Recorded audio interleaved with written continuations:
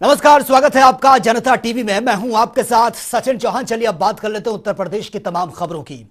केंद्रीय कानून मंत्री एसपी सिंह बघेल मैनपुरी पहुंचे हैं, जहां पर उन्होंने बीजेपी केंद्रीय चुनाव कार्यालय में बयान देते हुए कहा कि समाजवादी पार्टी जो है किसी भी स्थिति में अपने गढ़ को नहीं बचा पाएगी और रघुराज शाह के भारी मतों से विजयी होंगे।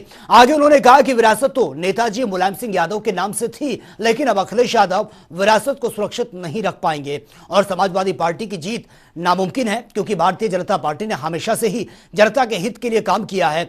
साथ ही उन्होंने आगे कहा कि समाजवादी पार्टी को बीजेपी का अब डर सता रहा है। इसका एक सिंपल सा कारण है कि भारतीय जनता पार्टी के ये पिछले 15-20 साल के इतिहास में सबसे कठिन चुनाव था 2019 का लोकसभा चुनाव, जिसमें बीएसपी और समाजवादी पार्टी ने गठबंधन किया था। और वो दोनों वो पार्टियां हैं जो उत्तर प्रदेश में 4-4, 5-5 बार सरकारें गठबंधन से भी बना चुके हैं और अकेली दम पर भी पूर्ण बहुमत की बसपा ने भी और सपा ने भी सरकार बनाई। 7 से 12 बसपा और 12 से 17 उन दोनों का गठबंधन था और उन नेताओं में वोट ट्रांसफर करने की क्षमता है।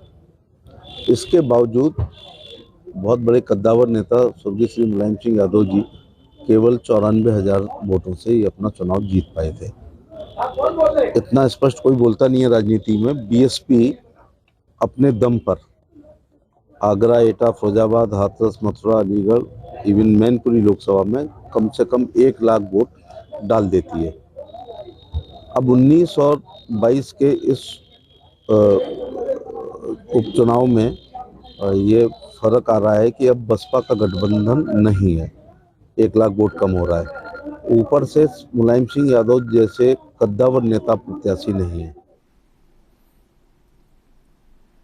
और वे रामपुर विधानसभा उपचुनाव में बीजेपी प्रत्याशी आकाश सक्सेना जोर शोर के साथ प्रचार प्रसार कर रहे हैं और इसी कड़ी में कैबिनेट वित्त मंत्री सुरेश खन्ना रामपुर में डेरा डाले हुए हैं और लगातार लोगों से जनसंपर्क वो कर रहे हैं। सुरेश खन्ना ने विपक्ष पर निशाना साधते हुए कहा कि रामपुर का विकास नहीं हो पाया। उन्होंने कहा कि हम सत्ता में आएंगे तो रामपुर का विकास बहुत तेजी से होगा। साथ ही उन्होंने आकाश सक्सेना की जीत का दावा भी किया। वहीं उन्होंने कहा कि बीजेपी लोगों के साथ लेकर चलने की बात कहती है और यह भी कहा कि जो सपा से बीजेपी में आए हैं उनका मैं स्वागत करता हूं। अखिलेश यादव के बयान पर कैबिनेट मंत्री सुरेश खन्ना ने कहा कि भारतीय जनता पार्टी तो सबकी फिक्र की बात करती है, हम तो सबके साथ सबके विकास की बात करते हैं, खाली उनकी फिक्र की बात ही नहीं करते।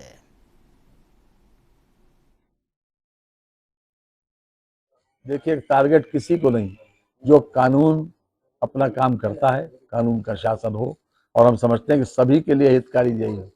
अगर रूल ऑफ लॉ हो तो ये सबके लिए हितकर होगा। मुकदमा चलना अपने आप में ये इस बात का द्योतक नहीं है कि वो दागी हो गए। नहीं, मुकदमा तो आप ही सरकार में लगे हैं ना। नहीं, किसी किसी को उसमें लगे हों।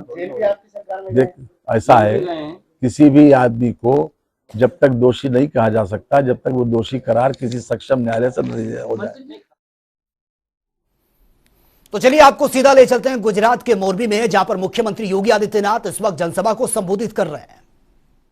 सम्मान कर सकती है, न सुरक्षा दे सकती है, न विकास कर सकती है, न संकट के समय आपके साथ खड़ी हो सकती है, तो फिर कांग्रेस को हमें वोट क्यों देना है?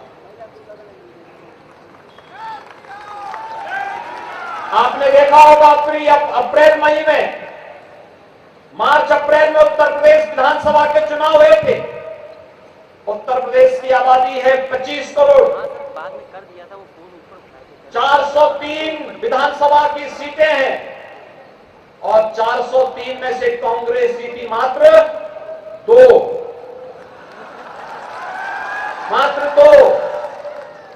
और भाइयों बहनों, मात्र 2 कांग्रेस जीती। राम नाम सत्य है के लिए भी 4 लोग चाहिए होते हैं। कांग्रेस को उत्तर प्रदेश की जनता ने उस लायक भी नहीं सोचा है और इसीलिए मैं आप सबसे अपील करने के लिए आया हूं।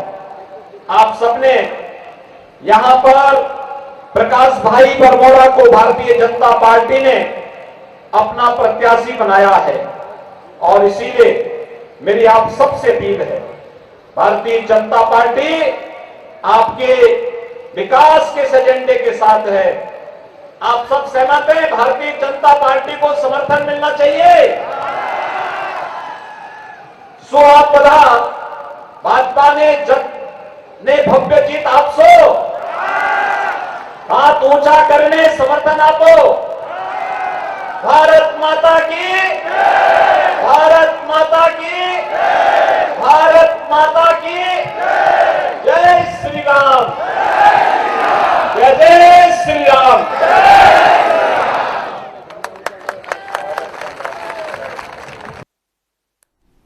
तो ये सीधी लाइव तस्वीरें आप देख रहे थे गुजरात के मोरबी से, जहां पर उत्तर प्रदेश के मुख्यमंत्री योगी आदित्यनाथ जनसभा को संबोधित कर रहे थे। तो चलिए रुक कर लेते अगली खबर का। मैनपुरी का चुनाव रोमांचक होता जा रहा है, जहां पर बीजेपी के लोग एक तरफ ये कह रहे हैं कि बीजेपी जीत कर आ रही है और सपा का किला ध्वस्त हो जाएगा, लेकिन अखिलेश जीत को लेकर कह रहे हैं कि बीजेपी के लोगों को मुंह छिपाने की भी जगह नहीं मिलेगी, क्योंकि इस बार मैनपुरी की जनता नेताजी को वोट देकर श्रद्धांजलि देगी। और इसी को लेकर अखिलेश यादव ने सैनिक सम्मेलन ये किया है और इसके बाद Akhilesh Yadav door to door campaign के लिए निकल गए हैं। साथ ही अपने मतदाताओं में जोश भरने के लिए शहर में लोगों से अपनी पत्नी के लिए वोट की अपील भी कर रहे हैं।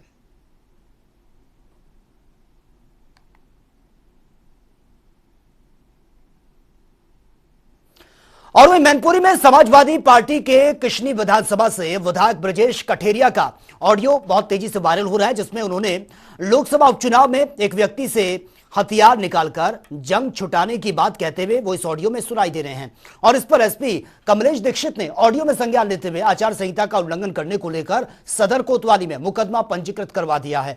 वहीं दूसरी ओर ऑडियो वायरल होने के बाद भारतीय जनता पार्टी के जिला अध्यक्ष प्रदीप चौहान ने सपा पर निशाना साधा और कहा कि निर्वाचन आयोग से हमें अपेक्षा है कि फ्री एंड फेयर इलेक्शन करवाए जाए, लेकिन समाजवादी पार्टी ने कभी मैनपुरी में फ्री एंड फेयर इलेक्शन होने ही नहीं दिया। सरकारें कोई भी रही हो, उन्होंने प्रत्यक्ष अप्रत्यक्ष धनबल बाहुबल का हमेशा से इस्तेमाल किया और इस बार देवयोग से पब्लिक डोमेन में आ गया है।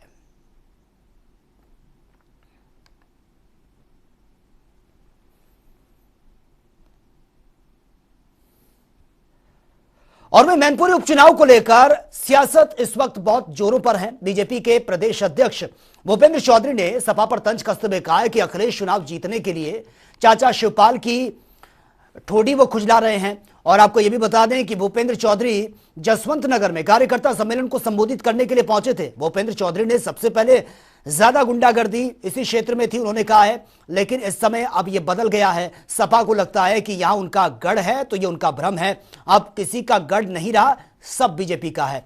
और जिस दिन मतगणना होगी उस दिन इस इलाके का इतिहास बदल जाएगा। सपा के लोग अपने घर में प्रधानी को तरस जाएंगे।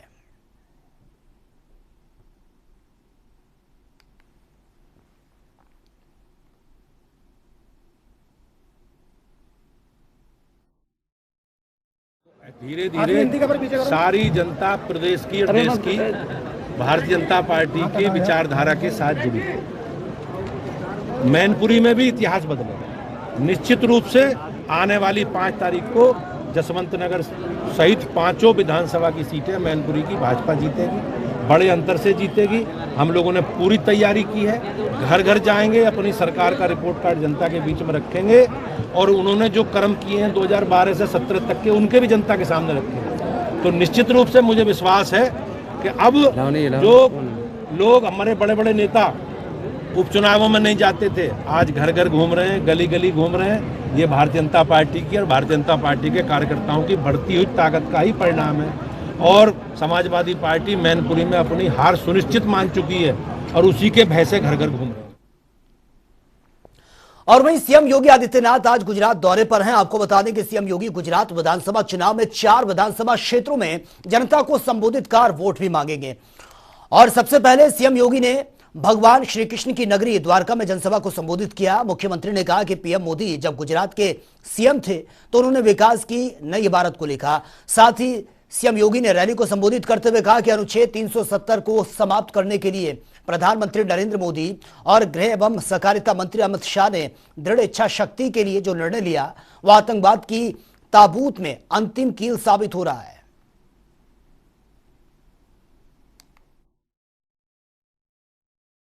जनता की आस्था की प्रतीक भगवान द्वारिकाधीश को कोटि कोटि नमन करते हुए मैं आप सबका हृदय से अभिनंदन करता हूं। मैं आप सबका अभिनंदन इसलिए भी करता हूं कि हमारे मथुरा वृंदावन के कान्हा को आपने द्वारिकाधीश बना करके लोक पूज्य बना दिया। हम सब जानते हैं कि भगवान श्री कृष्ण का जन्म आज से 5000 वर्ष पहले उत्तर प्रदेश के मथुरा में हुआ था। उनकी बाल लीलाओं से मथुरा, वृंदावन और बरसाना और आसपास का क्षेत्र उपकृत है। वे पूरे क्षेत्र हमने तीर्थ बना दिए हैं। और भगवान कृष्ण जब असुरों का संहार करते हुए द्वारिका में पधारे थे तो यहां की लोक पूज्य जनमानस ने उन्हें द्वारिकाधीश बना करके यहां के राजा के रूप में सम्मान दिया है। और इसलिए भाइयों बहनों, आप सबका मैं हृदय से अभिनंदन करता हूं। गुजरात की धरती देश के लिए प्रेरणा की धरती रही है। ये प्रेरणा देश की आजादी के आंदोलन के दौरान राष्ट्रपिता महात्मा गांधी के नेतृत्व में लड़े गए आजादी के आंदोलन का हो या फिर आजादी के बाद जब इस देश को ब्रिटिशर अनेक टुकड़ों में बांटना चाहते थे, उन सभी षड्यंत्रों को दरकिनार करते हुए भारत गणराज्य की एकता का आधार बनाने वाले लौह पुरुष सरदार वल्लभ भाई पटेल की धरती भी यही गुजरात है। और वहीं भारत के उपराष्ट्रपति जगदीप धनखड़ आज राजधानी लखनऊ के चौधरी चरण सिंह एयरपोर्ट पर अपनी पत्नी के साथ पहुंचे हैं। इस दौरान उत्तर प्रदेश के डिप्टी सीएम ब्रिजेश पाठक ने एयरपोर्ट पर उनका पहुंचने पर स्वागत किया है। वहीं उपराष्ट्रपति के दौरे को देखते हुए पुलिस प्रशासन ने सुरक्षा के पुख्ता इंतजाम किए हुए थे। दरअसल उपराष्ट्रपति जगदीप धनखड़ की बेटी कामना के पति कार्तिकेय की मामी रश्मि सिंह का 19 नवंबर को निधन हो गया था और वहीं 74 वर्ष की वो थी और उनके शांति पाठ में शामिल होने के लिए उपराष्ट्रपति धनखड़ यहां पर पहुंचे हैं जगदीप धनखड़ और शांति पाठ में शामिल होने के बाद यहां से वो निकल भी गए हैं।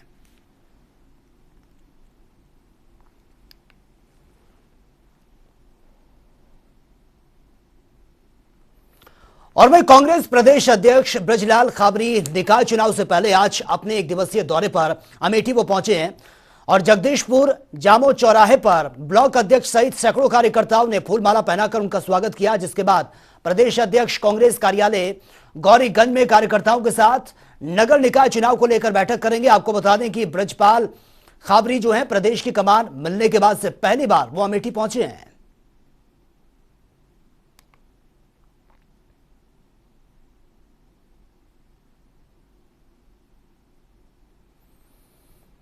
और खबर उत्तर प्रदेश के शाहजहांपुर जिले से है, जहां पर कोर्ट ने भारतीय जनता पार्टी के सांसद अरुण कुमार सागर को फरार घोषित कर दिया है। दरअसल 2019 में लोकसभा चुनाव के दौरान अरुण सागर पर आचार संहिता के उल्लंघन का मुकदमा दर्ज किया गया था।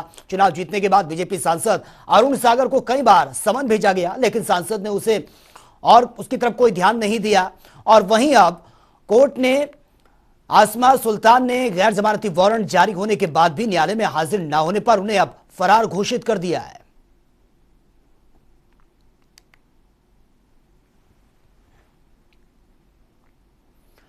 और चलिए इस वक्त की बड़ी खबर से आपको अपडेट करवा देते हैं और यह बड़ी खबर सामने आ रही है। सीएमओ मनोज अग्रवाल कोरोना संक्रमित पाए गए हैं। लखनऊ से यह बड़ी खबर सामने आ रही है। कोरोना की चपेट में आए हैं लखनऊ के सीएमओ। सर्दी जुकाम की जांच कराने पर कोरोना की पुष्टि हुई है। होम आइसोलेशन में उनको रखा गया है। होम आइसोलेशन में है मनोज अग्रवाल और अब बताया जा रहा है कि उनको कोरोना हुआ है। सर्दी जुकाम उनको हो रहा था, उसके बाद जैसे ही उन्होंने टेस्ट करवाया तो टेस्ट में ये कोरोना की पुष्टि हुई है। फिलहाल होम आइसोलेशन में वो हैं। तो ये बड़ी खबर आप तक पहुंचा रहे हैं। सर्दी जुकाम की जांच कराने के बाद ये पता चला है कि उनको कोरोना हुआ है और उसके बाद होम आइसोलेशन की सलाह उनको दी गई। होम आइसोलेशन में है सीएमओ मनोज अग्रवाल। ये बड़ी खबर से आपको अपडेट करा रहे हैं। सर्दी जुकाम की शिकायत उनको थी और इसी का टेस्ट जब उन्होंने कराया तो तब पता चला कि उनको कोरोना हुआ है। वो पॉजिटिव पाए गए, कोरोना पॉजिटिव, और उसको होम आइसोलेशन में वो हैं इस वक्त। और आपको बता दें कि जो भी उनके संपर्क में आया है फिलहाल उनकी भी टेस्टिंग चल रही है। होम आइसोलेशन में है इस वक्त सीएमओ मनोज अग्रवाल। बताया जा रहा है कि कोरोना उनको हुआ है। और वहीं बसपा सुप्रीमो मायावती ने रोजगार के मुद्दे पर बीजेपी और समाजवादी पार्टी पर जमकर निशाना साधा। पूर्व सीएम ने ट्वीट कर लिखा कि यूपी में बीएसपी सरकार में लोगों को रोजगार और साथ ही बुनियादी सुविधाओं से युक्त नए पक्के मकान और भूमि आदि सब कुछ फ्री में लाखों परिवारों को आवंटित करके यहां गरीबों का जीवन धन्य होते हुए सभी ने देखा है। किंतु पहले सपा और अब बीजेपी सरकार में भी वैसी ही खास प्रगति क्यों नहीं है?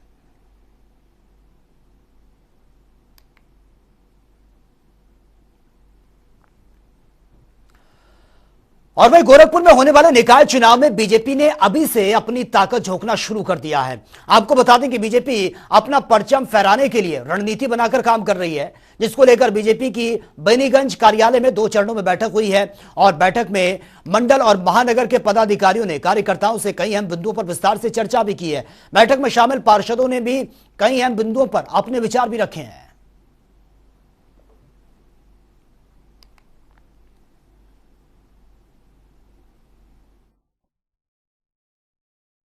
निकाय चुनाव की दृष्टि से गोरखपुर नगर निगम में 80 वार्ड हैं और उसकी तैयारी की दृष्टि से आज गोरखपुर महानगर के सभी पदाधिकारी, सभी मंडल अध्यक्ष और मोर्चों के अध्यक्षों के साथ ये हमारी पहली मीटिंग हुई है।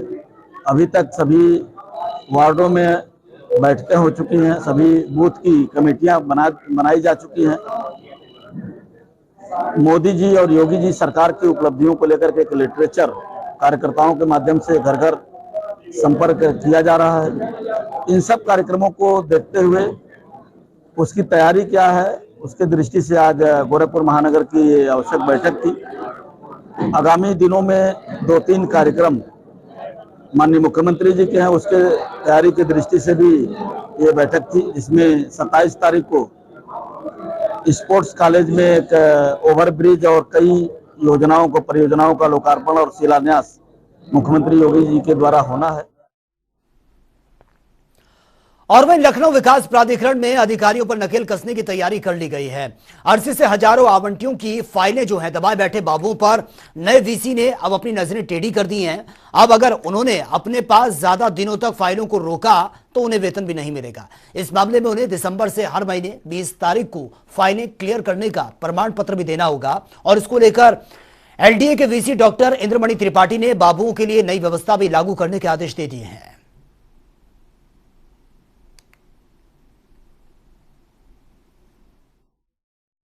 अभी 2-3 दिन से इस संबंध में अलग अलग जो क्लर्क्स हैं या जो बड़ा बाबू हैं उनके साथ और अधिकारियों के साथ एक ब्रेनस्टॉर्मिंग सेशन चल रहे थे कि क्यों विलंब होता है पत्रावलियों पे। तो हर सेक्शन दूसरे सेक्शन के ऊपर अपनी रिस्पॉन्सिबिलिटी डालता है कि हमने तो कर दिया, दूसरा अभी नहीं कर रहा है। तो अभी आज और कल में ये निर्णय लिया गया है कि जब वेतन निर्धारण यानी हर महीने में 20 तारीख को वेतन निकाला जाता है सबका, तो जब वेतन निकाला जाएगा तो वो सर्टिफिकेट भी साथ साथ होगी कि उनके पास चाहे नियोजन हो, लेखा है या इंजीनियरिंग है या अलग अलग सेक्शंस हैं, कि उनके पास कोई पेंडेंसी नहीं है। अगर किसी के पास अपरिहार्य स्थिति में ज़्यादा पत्रावलियाँ आ गई तो सचिव को अवगत किया गया है कि वो उस पर अलग से निर्णय लेंगे विशेषाधिकार के रूप में। अन्यथा वर्क को जो है पे से जोड़ा गया है, जो कि नेचुरल जस्टिस का सिद्धांत भी है कि वर्क और पे एक दूसरे के साथ मिले होने चाहिए, जिससे विलंब की स्थिति खत्म हो और एक दूसरे के ऊपर टालने की स्थिति खत्म। लखनऊ विकास प्राधिकरण में आवेदकों को आने जाने में आवंटियों को तमाम दिक्कतों का सामना करना पड़ रहा है। उसके पीछे वजह यह है कि बाबू तमाम फाइलें रोके रहते हैं और उन्हें महीनों भटकना पड़ता है। यहाँ तक कि रजिस्ट्री कराने के लिए भी लोगों को जो है कई बार चक्कर काटने पड़ते हैं और अफसरों से शिकायत करनी पड़ती है। इस समस्या को देख करके हाल ही में कुछ लोगों ने VCLDA डॉक्टर इंद्रमणि से शिकायत की, तो उन्होंने कई बाबुओं की अलमारियाँ खुलवाईं तो पता चला कि वो बहुत फाइलें डंप किए हुए हैं। इस समस्या को देखने के बाद उन्होंने निर्णय किया है कि अब हर महीने की 20 तारीख को सभी बाबुओं को ये रिपोर्ट देनी होगी कि उनके पास इस महीने कोई फाइल पेंडिंग नहीं है। अगर पेंडिंग फाइल होगी तो उनका वेतन रोक दिया जाएगा। उम्मीद है इससे कुछ सुधार होगा। अब देखना यह है कि अगले महीने से यह कैसे कार्रवाई हो पाती है। कैमरामैन आशीष कश्यप के साथ TN मिश्रा, जनता TV, लखनऊ। और वहीं आजमगढ़ में भोजपुरी फिल्म सुपरस्टार सांसद दिनेश लाल ने आजमगढ़ के लोगों को मनबड़ बोलते हुए हिंसा के उकसावा देने वाले बयान पर संयुक्त किसान मोर्चा ने जिलाधिकारी को ज्ञापन सौंपा और कार्रवाई की इस पर मांग की है। वहीं संयुक्त किसान मोर्चा के नेताओं ने कहा कि अब तो कोई कार्रवाई नहीं हुई है, इसके बारे में ये कोई सूचना भी नहीं है और ये कानून व्यवस्था का गंभीर मसला है। ठीक इसी तरह केंद्रीय गृह राज्य मंत्री अजय मिश्रा उर्फ टेनी ने किसानों को सबक सिखाने को बोला था और उनके बेटे और बीजेपी के लोगों ने लखीमपुर खीरी में किसानों पर गाड़ी भी चढ़ा दी थी, जिसमें 4 किसान और एक पत्रकार की मौत हुई थी। ऐसे में बीजेपी सांसद दिनेश लाल निरहुआ के बयान को गंभीरता से लेने की जरूरत है, जिससे भविष्य में कोई अप्रिय घटना ना हो।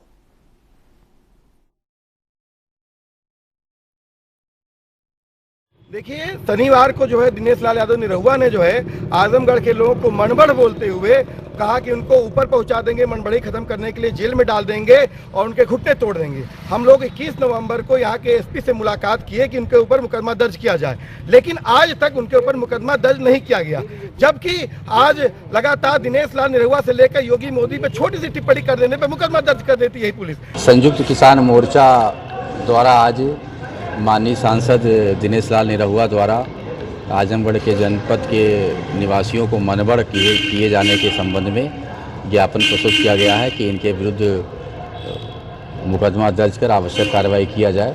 इनका ज्ञापन प्राप्त कर लिया गया है तथा इसको आवश्यक कार्रवाई हेतु पुलिस विभाग को भेज दिया जाएगा। जांचोपरांत जैसा भी विधि सम्मत कार्रवाई होगी वो लोगों के विरुद्ध की जाएगी।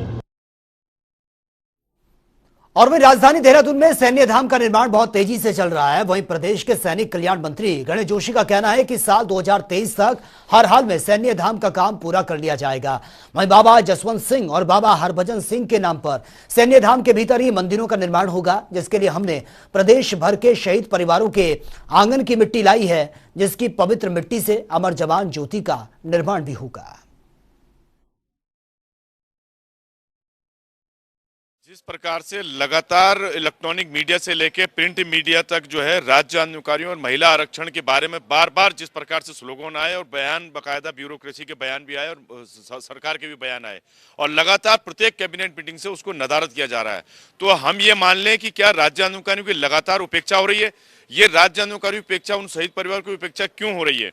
9 साल से हम लोग उस चीज से जो व्यवस्था पहले बनी हुई थी उस व्यवस्था से 9-10 साल से हम लोग जो है एक किनारे कर दिए गए, लेकिन सरकार ने राज्यपाल से एक्ट मंगाने के बावजूद अभी तक उसमें कोई लाइन ऑफ एक्शन नहीं लिया, कोई अध्यादेश जारी नहीं किया, कोई उसमें जो है कैबिनेट में मामला लेके नहीं आए और कहीं ना कहीं इस बात को लेकर राज्य अधिकारियों में जो है रोष व्याप्त है।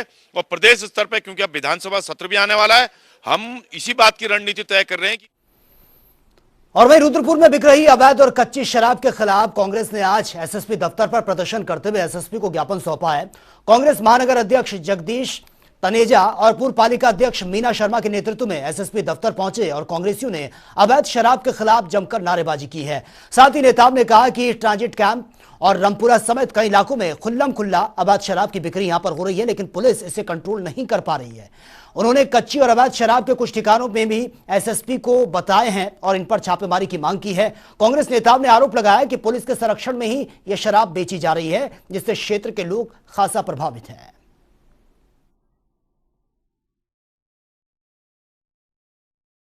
बस्तियों में कच्ची अवैध शराब का काम फल फूल रहा है, चाहे गांजा पुड़िया हो, चाहे स्मैक्स के इंजेक्शन हो। ये सारी चीज़ों से हमारी वहाँ की महिलाएं और बच्चे बहुत परेशान हैं। हम कांग्रेस के सभी लोग और पार्षद लोग एसएसपी सर से मिलने आए थे, उनसे इस बारे में विस्तृत चर्चा हुई है और उन्होंने आश्वस्त किया है कि जो मेन पॉइंट है उसकी मैं समीक्षा करूँगा और जल्द कार्रवाई करूँगा। पिछले 1 साल पहले भी एक अवैध कार्रवाई शराब का और अवैध उसके खिलाफ हमने जन जागरण अभियान कांग्रेस पार्टी के उसमें निकाला था और उसके बाद कार्रवाई भी हुई लगातार, लेकिन उसके बाद फिर वही है कि आज फिर ढाक के 3-5 सारे लोग लगे हुए हैं और पुलिस को सब पता है वहाँ पर कि कहाँ बिक रही है। और लगभग जो चिन्हित जगह है उनको आज हमने कप्तान साहब को बताया भी है और कौन कौन लोग हैं वो सारी चीजें उनको जानकारी भी दी है। अब देखना है कि पुलिस उस पर कितनी कार्रवाई करती है। और वहीं हल्द्वानी में तराई पूर्वी वन प्रभाग के जंगलों में अब अवैध अतिक्रमणकारियों पर शिकंजा कसा जाएगा। वन विभाग अब व्यापक पैमाने पर अवैध अतिक्रमण अभियान चलाने की योजना बना रहा है, जिसके लिए अवैध अतिक्रमण को चिन्हित किया जा रहा है। डीएफओ संदीप कुमार ने बताया कि पहले चरण में 24 बड़े अतिक्रमण को हटाया जाएगा, जिन्हें नोटिस भी दिया गया है। इसके साथ ही गौला रेंज और डॉली रेंज में भी अतिक्रमण ये हो रहा है, इस पर भी कार्रवाई होगी। और वन विभाग के क्षेत्र में अगर रिजॉर्ट या फिर कोई कमर्शियल गतिविधियां पाई जाती हैं तो उनके खिलाफ भी एक्शन लेने की बात उन्होंने कही है। डीएफओ संदीप कुमार के अनुसार अवैध कब्जों के खिलाफ अब वन विभाग ताबड़तोड़ कार्रवाई करेगा, जिनको चिन्हित करने के लिए वन विभाग की टीमों को लगाया गया है। दिसंबर के पहले सप्ताह से यह अभियान शुरू हो जाएगा।